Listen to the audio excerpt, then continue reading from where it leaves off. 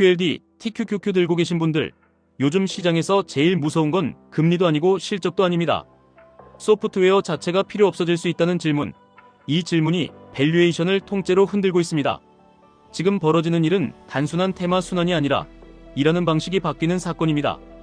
엔트로픽의 클로드가 던진 메시지는 한 줄입니다. 이제는 앱을 따로 켜서 기능을 쓰는 시대가 아니라 업무를 통째로 맡기는 시대가 온다. 이게 왜 월가를 뒤흔드느냐?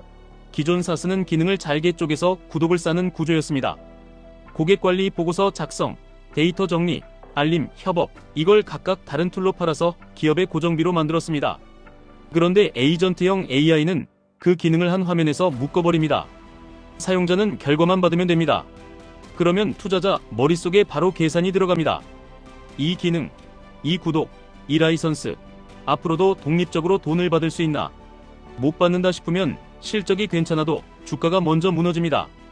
그래서 최근 소프트웨어 섹터가 두 자릿수 하락을 맞고 고점 대비 20에서 30% 밀렸다는 말이 나오는 겁니다. 시장은 지금 실적표가 아니라 사업 모델을 재채점하고 있습니다. 세일즈포스 같은 전통 강자도 예외가 아닙니다. 한때 기업 필수품의 상징이었던 회사가 이제는 AI 시대에 살아남을 방법을 증명해야 하는 시험대에 올라섰습니다. 이건 한 기업의 문제가 아니라 소프트웨어 산업의 가격표가 바뀌는 과정입니다. 그런데 여기서 많은 분들이 바로 흔들립니다. 소프트웨어가 끝장났다면 나스닥은 끝난 거 아니냐? QLD, TQQQ는 위험한 거 아니냐? 여기서부터가 진짜 포인트입니다. 이번 변화는 소프트웨어 전체를 다 죽이는 이야기가 아니라 돈이 어디로 이동하는지를 보여주는 지도입니다. AI가 똑똑해질수록 모든 소프트웨어가 불리해지는 게 아닙니다. 오히려 AI가 일할 수 있는 환경을 파는 쪽은 강해집니다. 클라우드, 개발 환경, 데이터 인프라, 보안, 협업의 기본 뼈대, 그리고 기업이 이미 결제하고 있는 플랫폼, 이쪽이 같이 커질 가능성이 높습니다. 마이크로소프트가 대표적입니다. 기업이 AI를 도입하면 서버가 필요하고 데이터가 필요하고 개발 환경이 필요하고 직원들이 쓰는 업무 툴이 필요합니다. 그걸 묶어서 제공할 수 있는 회사가 유리해집니다. 아마존도 엔트로픽에 투자하고 클로드를 AWS의 핵심 워크로드로 올리겠다는 계획을 깔았습니다. AI 수요가 늘수록 데이터 센터, 클라우드 사용량이 늘어나는 구조를 만들겠다는 겁니다. 즉 판이 이렇게 갈립니다. 기능을 파는 회사는 압박을 받고 판을 파는 회사는 기회를 잡습니다. 기능 단품으로 팔던 사스는 AI에게 기능을 흡수당할 수 있습니다. 반면 AI가 돌아가는 그릇과 길목을 가진 기업은 AI 확산이 곧 매출 확산으로 연결될 수 있습니다. 그래서 똑같이 소프트웨어 회사여도 시장은 한 덩어리로 묶어서 사지 않고 누가 대체 위험이 큰지, 누가 수혜 구조인지 줄을 긋기 시작합니다. 여기서 QLD, TQQQ 연결이 자연스럽게 됩니다. QLD, TQQQ는 개별 기업의 생존 게임에 베팅하는 게 아니라 나스닥 상위 플랫폼과 인프라 쪽으로 자본이 쏠릴 때 그 흐름을 통째로 먹는 도구입니다. 물론 구성 종목 안에 흔들리는 소프트웨어도 있고 압박받는 구간이 나옵니다. 하지만 판의 중심이 클라우드와 플랫폼, AI 인프라로 이동할수록 지수 전체는 결국 그 방향으로 리밸런싱 되면서 따라갑니다. 지수는 늘 살아남는 쪽 비중이 커지고 무너지는 쪽 비중이 줄어듭니다.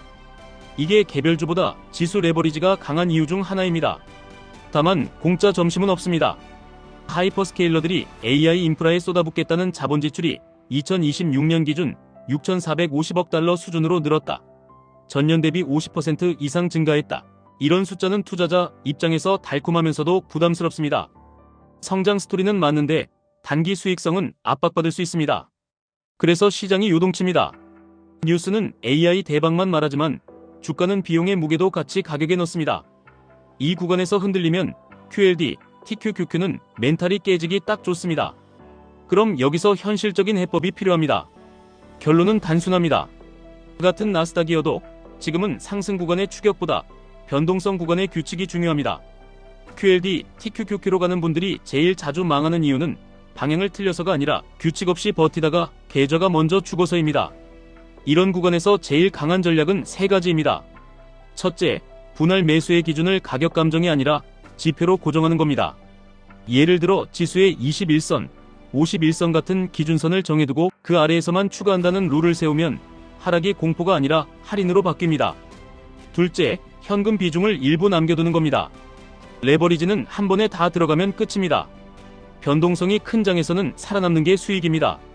셋째, 리밸런싱의 타이밍을 전고점과 과열 구간으로 잡는 겁니다. 급등할 때 일부를 줄이고 다시 조정해서 채우는 반복이 레버리지의 생존법입니다. 지금 소프트웨어 섹터는 과매도라는 말도 나옵니다.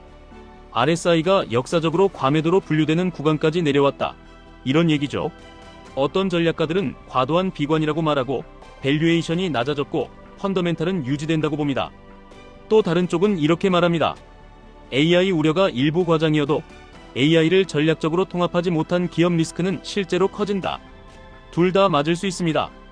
그래서 지금은 업종을 통째로 사랑하거나 통째로 미워하는 시대가 아닙니다. 기업별로, 구조별로 구분하는 시대입니다. 이 흐름을 QLD, TQQQ 투자자가 어떻게 써먹느냐? 딱 이렇게 정리하면 됩니다. 첫째, AI가 똑똑해질수록 또는 기능에서 플랫폼으로 이동한다. 둘째, 지수는 그 이동을 따라가며 구성 비중이 바뀐다. 셋째, 레버리지는 그 과정에서 변동성이 커지니 매수 규칙과 현금 완충이 필수다. 이 세 문장만 몸에 박히면 뉴스가 아무리 시끄러워도 흔들릴 이유가 줄어듭니다. 많이들 묻습니다. 그럼 소프트웨어 ETF는 끝이냐? 아닙니다. 끝이 아니라 가격표가 바뀌는 겁니다. 기능 단품의 프리미엄이 내려가고 AI와 결합해 생산성을 직접 증명하는 회사만 살아남습니다. 그래서 같은 소프트웨어라도 서비스나우, 보안, 데이터 인프라처럼 기업 필수 흐름을 잡는 쪽은 상대적으로 버틸 수 있고 애매한 기능 중복 제품은 압박이 큽니다. 시장이 줄긋는다는 말이 여기서 나옵니다. 또 묻습니다. 엔트로픽이 상장도 안 했는데 왜 주가가 흔들리냐? 시장은 항상 미래를 먼저 가격에 반영합니다. 아직 상장 계획이 공식 발표가 없어도 투자 유치와 밸류에이션 관측만으로도 경쟁 구도가 바뀔 수 있다는 공포가 생깁니다. 그 공포는 숫자가 아니라 상상력에서 나오고 상상력은 밸류에이션을 먼저 건드립니다. 또 묻습니다. 그럼 지금 QLD, TQQQ는 사도 되냐? 이 질문의 답은 하나입니다. 본인이 버틸 수 있는 규칙이 있느냐입니다. 레버리지는 방향보다 체력이 먼저 증명됩니다. 분할 매수 기준이 있고 하락 시나리오를 적어두었고 현금 완충이 있고 전고점 부근에서 일부 이익 실현하는 룰이 있으면 시장의 변동성은 오히려 기회가 됩니다. 반대로 룰이 없으면 좋은 이야기를 들어도 계좌는 불안으로 무너집니다. 정리하겠습니다. AI 에이전트는 단순한 신기술이 아니라 소프트웨어의 가격 구조를 바꾸는 질문을 던졌습니다. 그 질문 때문에 전통 사스는 재평가를 받고 반대로 클라우드와 플랫폼은 수혜가 될 수 있습니다. 이 과정에서 시장은 흔들리고 레버리지 지수는 흔들림이 더 커집니다. 그래서 지금 필요한 건 예언이 아니라 규칙입니다. 뉴스는 방향을 보여주고 규칙은 생존을 만듭니다. 투자 판단은 본인 책임입니다. 지금까지 1분 투자 하이젠버그였습니다.